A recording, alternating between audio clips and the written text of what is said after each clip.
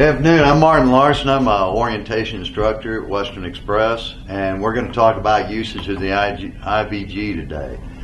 Okay, the first thing, there are 4 icons that you normally use.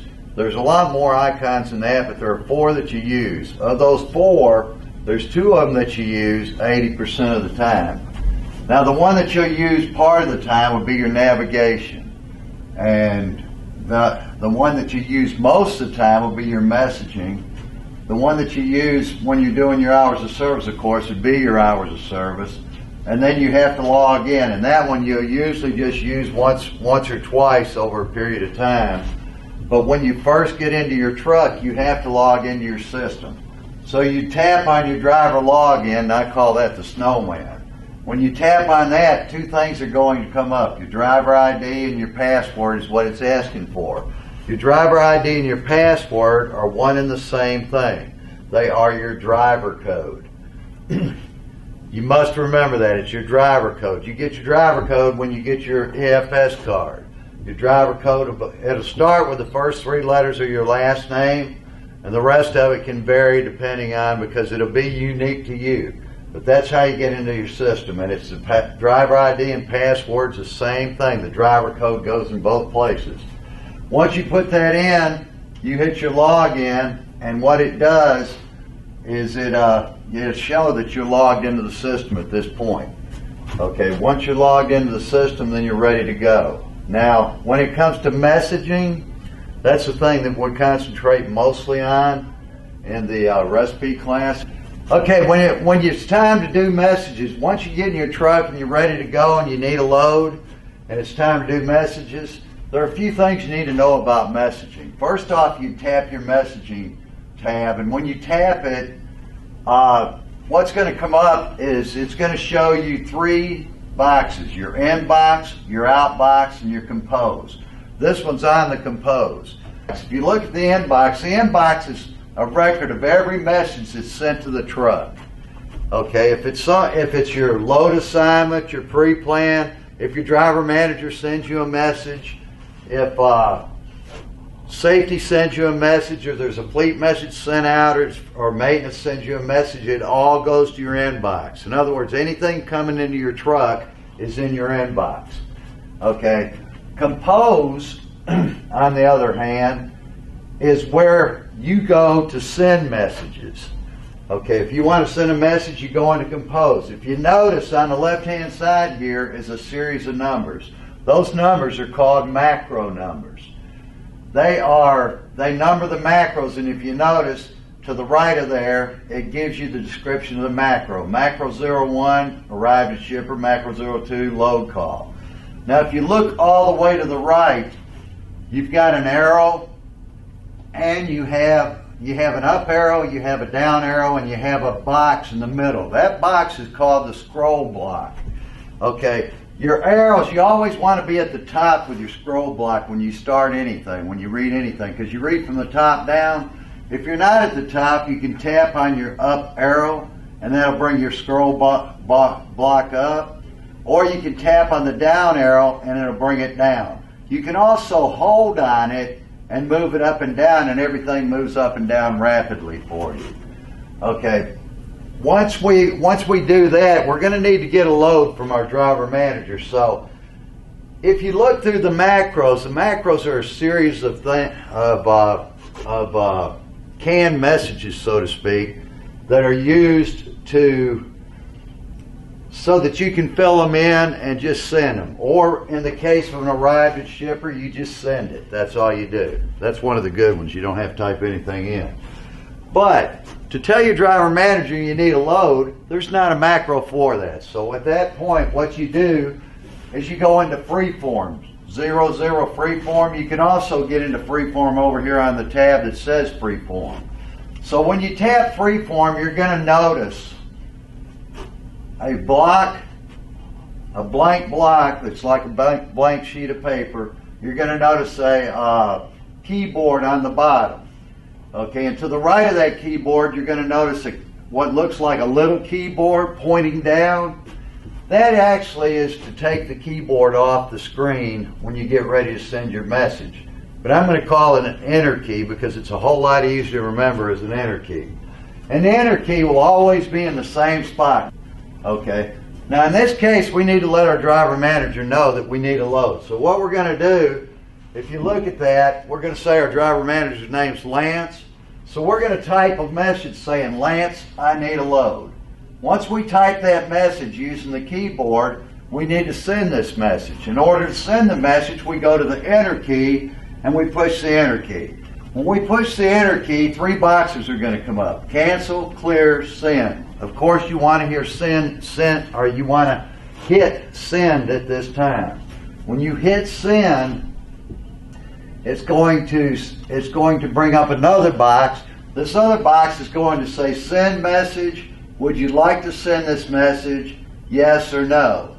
And you push yes. Now, some of you may have noticed that it says send message at high priority.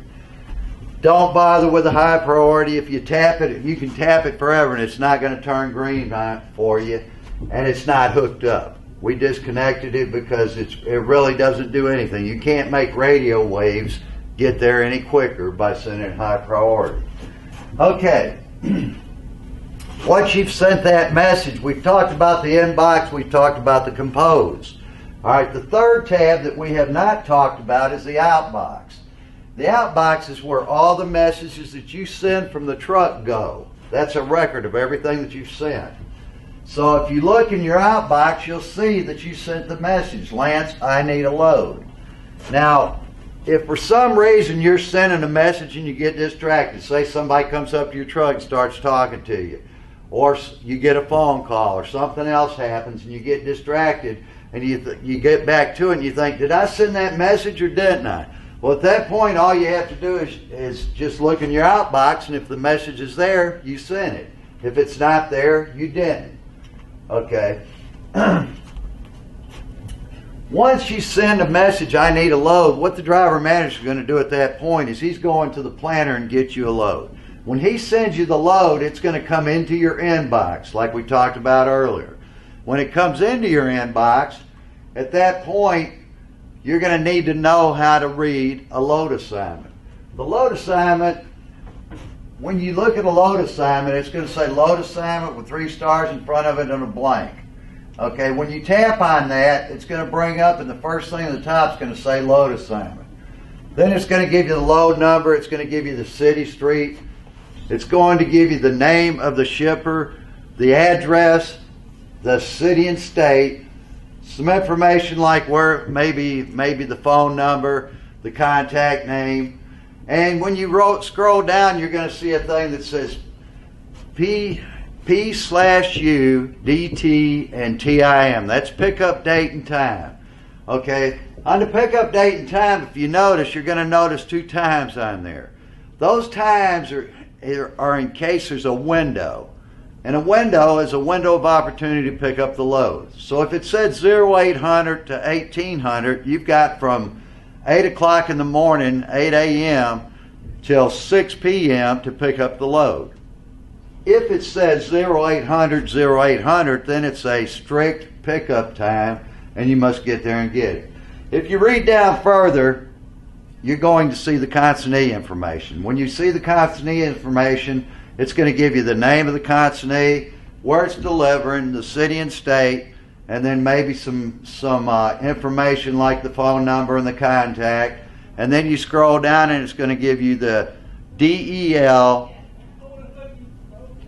delivery date and time, DEL, DT, TIM. All right, and it's the same as the shipping date and time. It gives you, there's a possible window of opportunity. Okay, you go down further and it's going to show you the loaded miles and empty miles. Those are your paid miles. When you add the loaded miles and empty miles together, if you know what your rate of pay is on a load, that's what you're getting paid.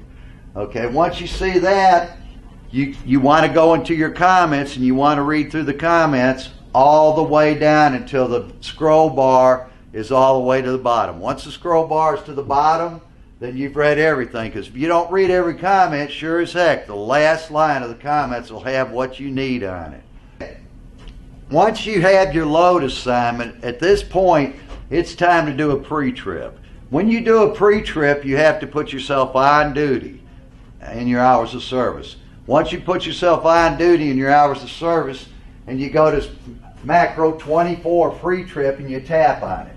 When you tap on it, there's basically 3 things that you have to do in it. And it's time consuming. It takes a little while to do it, but it must be done once a day per DOT law.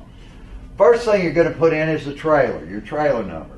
So you put your trailer number in, and then there's a series of questions that you are asked. Those questions are asking you, like this one here, PM current on equipment. It's asking if it's current on the tractor and the trailer. The answers to those questions are yes for, or Y for yes and for no. You always want to be sure to put, you got to fill in every one of them. It's Y for yes and for no. Once you fill them all in, you get down to a point to where you're going to see where it's required tire pressure for each tire. For all 18 tires. You must stick all 18 tires in a pre-trip to know if you have a flat or not.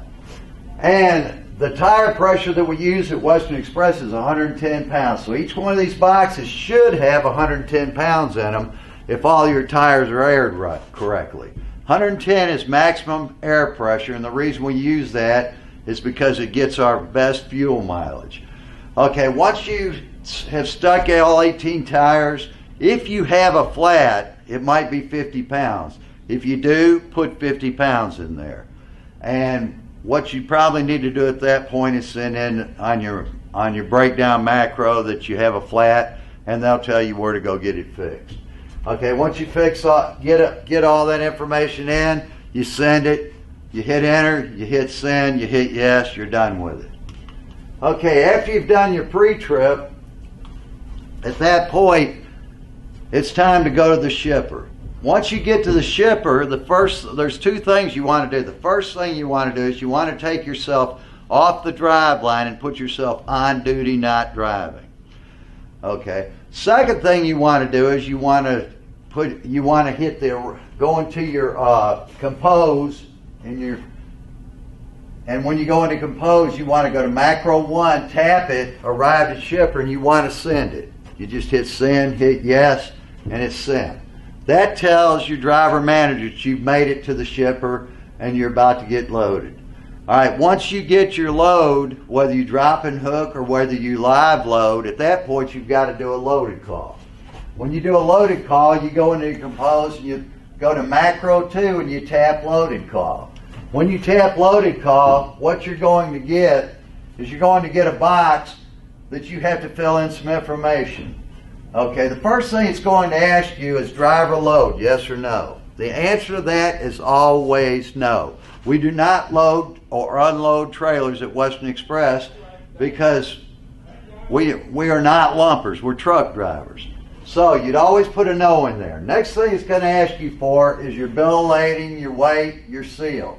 When you put in your bill of lading, your weight, and your seal, it's going to ask you if you have any comments. After you do that, it asks if you dropped a trailer. Now, if you live loaded the load, of course, you didn't drop a trailer. So if you didn't drop a trailer, do not put anything in that box. Leave it blank. Go to current trailer. As you can see, that's highlighted in the purple. Go to current trailer and type in what trailer that you live loaded. Once you've done that, the last thing it asks for is your load number. That load number came out of your load assignment. Put it in, hit enter, hit send, hit yes, your load call's done. There's another thing that you must do before you leave the shipper once you're loaded. First thing you do is your load call, which is macro 2. That needs to remind you of 2 things that need to be done. One is your load call, and number 2 is the load tab in your hours of service. If you look, you've got these tabs across the top. And you go all the way over to the right, you're going to see load tab. When you see the load tab, you tap on load tab. One comes up, this is what comes up, and on the bottom you'll notice history, new load, edits. You want to tap new load. When you tap new load, it basically is asking for 5 pieces of information. It wants to know your load ID, which is the load number from your load assignment. You type that in. It wants your start date, which is when you picked it up. It wants your end date, is when you're delivering the load. It wants your bill lading number, and it wants your trailer number. Once you get that information in, you hit your enter key. A key will come up that says OK. Tap OK one time. When you tap it one time, you're done with it. This is very important that you put this information in, because if you don't and the DOT decides to give you a log audit, the first thing they're going to do after they ask for your license and manifest is they are going to look at this load tab. If they look at this load tab and it's filled out, you're good. If they look at the load tab and it's not filled out, at that point, get ready. You're going to pay a $600 fine, and that fine is yours. All right, I just spent more time talking about that than what it takes to put it in. It's a quick 5 pieces of information. You put it in. Don't forget to do it. Whatever you do, it will cost you. If he finds that you didn't put it in, the DOT officer, if he or she finds that you did not put this load information in, what they're going to do at that point is they're going to hit this tab right here that says history. When they hit that tab that says history, they're not looking to see what happened July 4, 1776. What they're doing is they're looking to see if you put your information in for your last load. If you didn't put your information in for your last load, get ready. You're getting another good driver award for $600 more. At that point, you're $1,200 in the hole to the DOT. All because you didn't fill out a little load tab. Please do not forget to fill out that load tab. It's very important. Okay, once we get loaded, of course, we go weigh our load, we get our weights right, we're ready to head to the consignee. So we planned our trip out, we head to the consignee. Once we get to the consignee, we have to do, there's 2 things that we need to do right away. The first thing we need to do, and it's very similar to what we did at the shipper, we need to put ourselves, first we need to put ourselves on duty, not driving. Take ourselves off the drive line. Second thing we need to do is we need to go into our compose, and we find arrived at consignee macro 5. We tap on it. When it comes up, we hit send, we hit yes, and we send our macro. That allows our driver manager to know that we're there to get unloaded. Once we check into receiving, taking our bills and our CDL with us, once we check in with them, they may cut the seal off for you, they may tell you to cut it off. But either way, whatever they tell you to do, you do what they ask. And once you get docked and you get empty, at that point you need to do an empty call. When you do your empty call, you go into compose, you find your empty call, which is macro 6.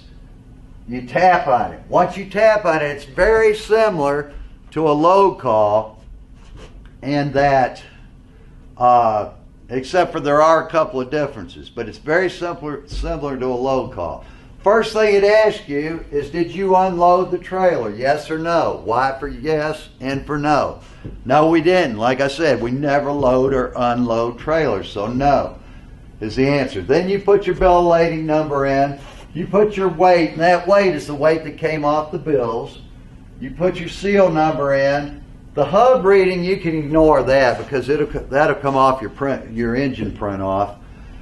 Consignee name, you leave that blank unless it was a blind shipment. We don't run too many blind shipments, so you don't have to worry about that. But if you did run a blind shipment, that's when you'd put in a consignee name. Otherwise, just leave it blank. Now, we live unloaded this load, so we didn't drop a trailer. So we leave drop trailer in. We leave it blank. We don't fill that in. All right, then it asks for current trailer. When it asks for current trailer, of course, that's a trailer that we just live unloaded. So we put in our current trailer. The last thing it's asking for is it's asking for a fuel level, and it's asking for a fuel level between 1 and 8. All right, it's going to ask for a fuel level. 1 being closer to empty, 8 being full.